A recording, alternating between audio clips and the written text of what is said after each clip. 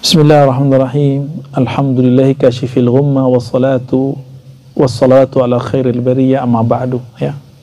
Faqala al-Ghawth al-A'zam, berkatalah wali Allah Ghawth al-A'zam, yaitu Syekh Abdul Qadir Jilani qaddasallahu sirrahu, al-mustawhish an ghairillah, yang takut, ya, menghindar dari selain Allah, al-musta'nisu billah, yang sangat mesra dengan Allah Subhanahu wa taala. Qala Allah taala, Allah berilham kepada kalbunya, ya Ghawthal A'zam, wahai wali agung. Jadi yang ngasih nama Syekh Abdul Qadir Ghawthal A'zam siapa? Allah langsung. Nama lahirnya Abdul Qadir, nama kewaliannya Al-Ghawth Al-A'zam. Bahkan di sini disebutkan ada 100 nama kewaliannya. Ini kitab ditulis oleh Syekhah ya, Hayat Faqih Al-Jailani. Ini perempuan apa laki saya juga belum cek ya. Kitab ini dicetak tahun 2019 dan ini adalah salah satu pengembangan dari kitab beliau ya, Risalah Tasawuf, di salah satu kitab beliau yang besar tentang ada isim murad, isim ruh ya. Tapi kita nggak bahas itu. Qultu, lalu aku menjawab, labbaika ya Rabbal Ghawth. Ya. Apa arti labbaik? Tadi Bang Irwan labbaik Allah gitu ya. Itu ngalahin ibu-ibu PKK itu sama ibu-ibu Yasinan. Lebih merdu soalnya. Apa arti labbaik, Bang?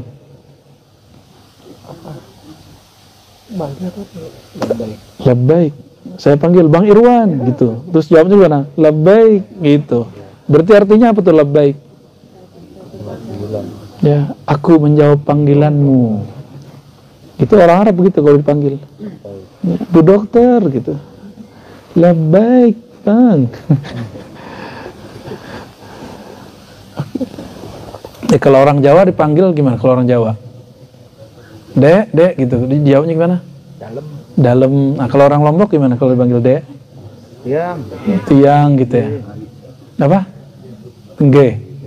Kayak orang Jawa dong. Kaji gitu ya. Kaji, tiang. Ngeri kali tiang menjawab. Tiang masuk rumah. Allahumma sholli ala Muhammad. Itulah kayaknya bahasa ya. Lalu Allah mengilhamkan kepada dirinya. Apa kata Allah Ta'ala? Kullu taurin bainana sunasuti wal malakut fahuwa syariah. Orang bertanya, wilayah syariat itu di mana sih? Maka dijawab di sini, wahai Ghawthul A'zam, wilayah yang ada di dalam dirimu antara sisi manusiamu dan sisi alam malaikat, malakut, sisi alam cahaya, itu namanya syariat. Jadi syariat berlaku pada sisi manusia. Bahasa Arabnya nasut. Nasut itu dari nas, insan. Nah, alam di atas kita namanya malakut. Alamnya arwah para malaikat yang suci. Tapi semua itu ada di dalam diri kita. Maka sholat itu adanya di alam mana? Alam nasut dan malakut. Loh, kenapa dibawa-bawa alam nasut manusia dan malaikat? Karena sholat yang kita pakai itu kumpulan dari semua amalan malaikat. Mulai dari niat takbir sampai assalamualaikum, itu amalan malaikat. Bedanya apa? Nah, inilah sirrul insan.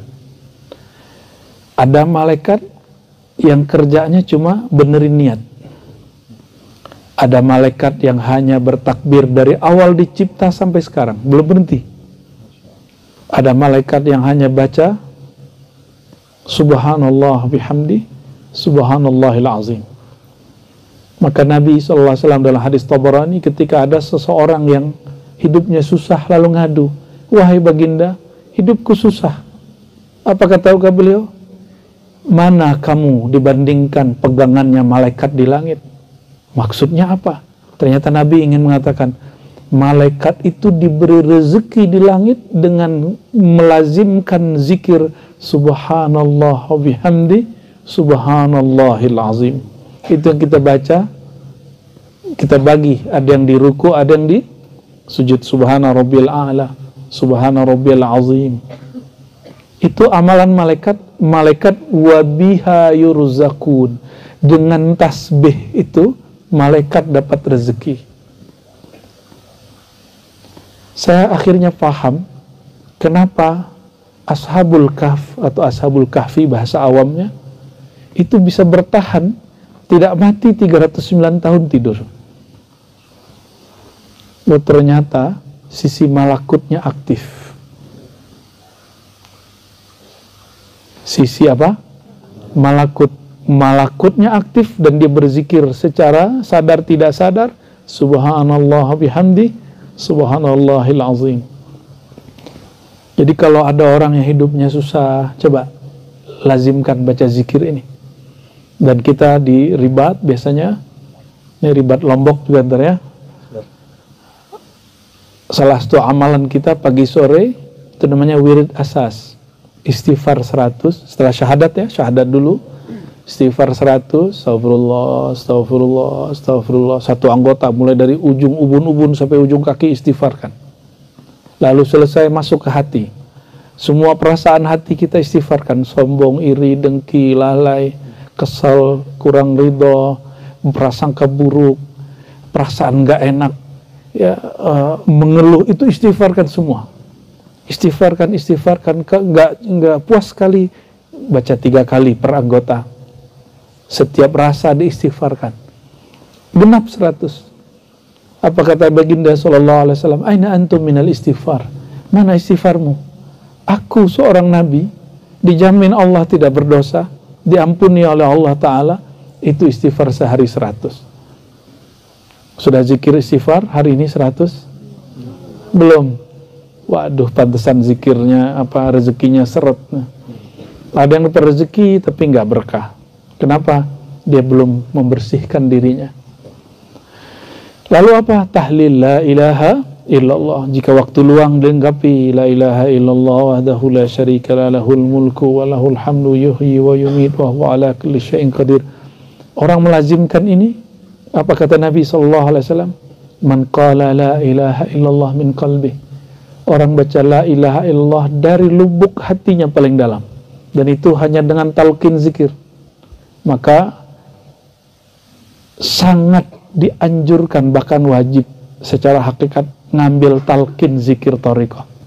Kenapa? Nabi SAW mengatakan man qala la ilaha illallah min qalbi. Siapa yang baca la ilaha illallah, dia mulai menghentakkannya dari dalam kolbunya, dia mulai menghunjamkannya dari dalam dirinya. Kasyafallahu biha abwabas samawat hatta yufdiya ilal arsh. Allah bukakan pintu langit sampai tembus ke arasy Allah subhanahu wa ta'ala. Mudah nggak? Cuma baca la ilaha illallah doang? Enggak mudah kalau belum dapat talqin yang benar. Ya, zikir itu nggak penting banyak, yang penting 1-2 tapi diresapi dengan kolbu. Untuk apa zikir 70.000 tapi kolbunya nggak ikut? Ya, percuma. Itu zikir munafikin. Zikir munafik hanya pakai lisan, kolbunya nggak ikut. Maka kita ikutkan kolbu kalau berzikir la ilaha illallah. Allah buka. Kenapa Allah sebut tembus ke arasy? Aras itu pusat dari Rahman Rahimnya Allah. Maka orang kalau baca la ilaha illallah dengan kolbu, pasti kolbunya penuh dengan rasa rahmat. Ini suaranya jadi berubah ini. Ada apa nih? Alhamdulillah. Dari tadi kayak serba salah deh. Syukuran Bang ya.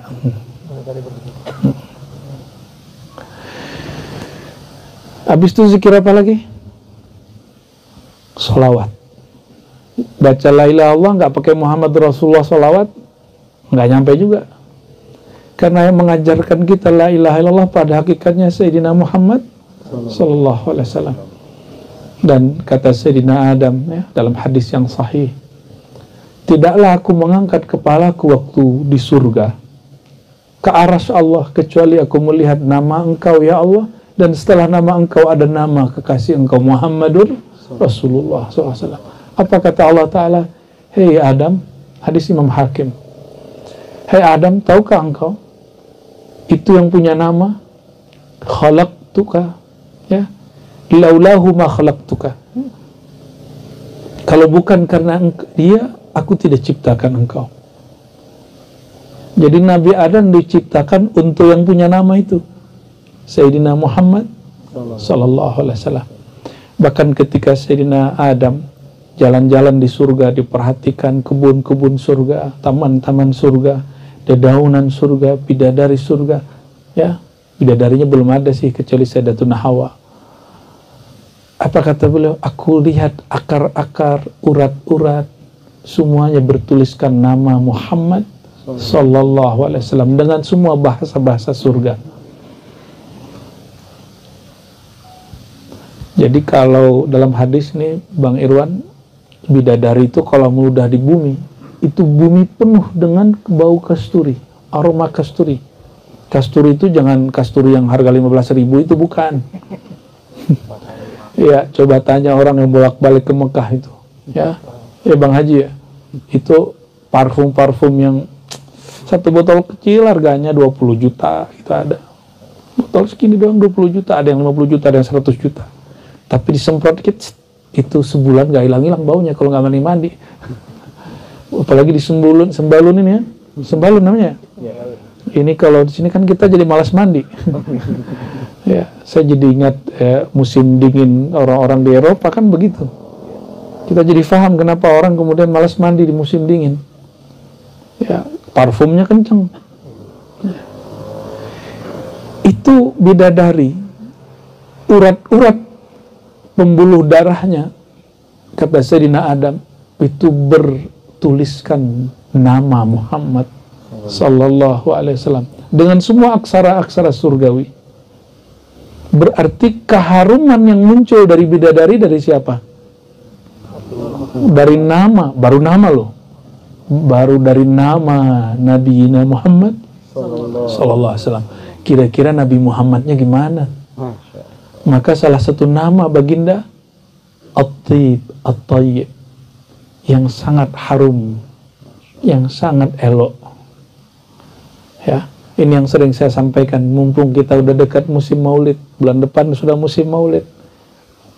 Jadi kata guru kami orang Libanon ya, ketika Nabi menyukai pakai parfum, jadi pakai parfum itu sunnah. Apa kata beliau? Saya nggak tahu. Nah ini bahasa adab sebenarnya. Entah parfum kasturi yang mengharumkan baginda, entah baginda yang mengharumkan kasturi. Saking harumnya Sayyidina Muhammad SAW. Maka sahabat-sahabat Nabi sepakat mengatakan, ma'amarra Rasulullah SAW, ya, tidaklah melewati Rasulullah SAW dengan satu tempat, kecuali tempat itu ketika sudah Nabi lewati, beberapa menit masih tertinggal keharuman tubuh baginda Nabi Muhammad sallallahu alaihi wasallam. Maka ustadz jangan bau itu tuh apa ya, bau ketek, jangan ya, itu bid'ah itu. Ya, ustadz wajib pakai deodoran, wajib, itu sunnah Nabi sallallahu alaihi wasallam. Pakai parfum jangan yang sinyong-nyong itu yang bikin hidung kita langsung jatuh. Hidung mancung jatuh. Yang elegan lah ya. Yang enak baunya ya. Apalagi sudah pergi haji umroh ini, cari parfum yang enak. Jangan parfum anak-anak SD itu anak SD itu yang 10.000, 15.000 itu. Ya. Tetap itu harus ada itu untuk anak-anak muda yang masih baru mengenal parfum ya. Allahumma sholli ala sayyidina Muhammad. Dan secara hakikat orang-orang yang bersolawat itu tercium oleh malaikat harum. Dan ada malaikat-malaikat khusus yang dia hanya mencari mendekati orang yang bersalawat. Allahumma salli ala Sayyidina Muhammad. Lalu zikir yang keempat adalah subhanallah bihamdi subhanal azim. Itu zikir malaikat, yang mana malaikat diberi rezeki di langit karena zikir itu, apalagi di bumi. Ya. Jadi kalau orang udah punya zikir ini, insya Allah kalau dia punya usaha, Allah berkahi usahanya. Ya. Jika dia punya niat baik, Allah mudahkan niatnya. Jangan ditinggal ya. Gak mesti di atas saja ada, boleh di motor, boleh di mobil, boleh di mana aja. Yang penting zikirnya jangan ditinggal. Ketinggalan qadha, ya, diganti di waktu lain. Itu yang disebut istiqamah.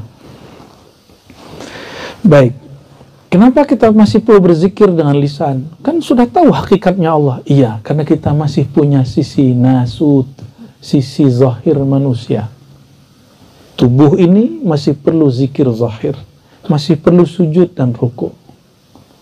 Kecuali makannya nggak perlu pakai nasi. Hausnya tidak perlu hilang dengan air. Cukup dengan zikir, ingat Allah sebentar, dia langsung kenyang. Orang begitu sebenarnya orang rohani tapi bertubuh jasad. Ya, kalau orang begitu gak usah makan, gak usah minum, berarti dia gak perlu sholat, dia sudah mati itu. Itu bangkai berjalan itu. Ya, kalau Tuhan sudah sampai di makom itu, kita tidak akan tuduh melanggar syariat. Kenapa? Dihitungnya sudah mati. Karena dia sudah gak nafsu makan, sudah gak mau minum, udah gak perlu zahir. Ya. Tapi kalau masih haus, masih minum air, ya, syahwat masih kawin, ya, itu wajib melaksanakan syariat, ya. Jadi yang ngaku-ngaku sudah sampai ke dunia jabarut malakut, ya, jangan-jangan masih carut marut, ya. Tunggu dulu, sabar bro, ya. Jangan ngaku-ngaku sampai alam sono ketua belum nyampe, ya. Para imam kita, para wali Allah sepakat mengatakan yang berlagu gaya-gaya hakikat sebelum dia sampai ke makomnya, hurimal usul ilaih, dia diharamkan sampai ke makom itu. Jangan sampai kita menjadi orang yang seperti itu, ya. Na'udzubillah summa na'udzubillah, ya. Jadi syariat itu wilayahnya apa? Wilayah tubuh sampai ke alam malakut, alam malaikat.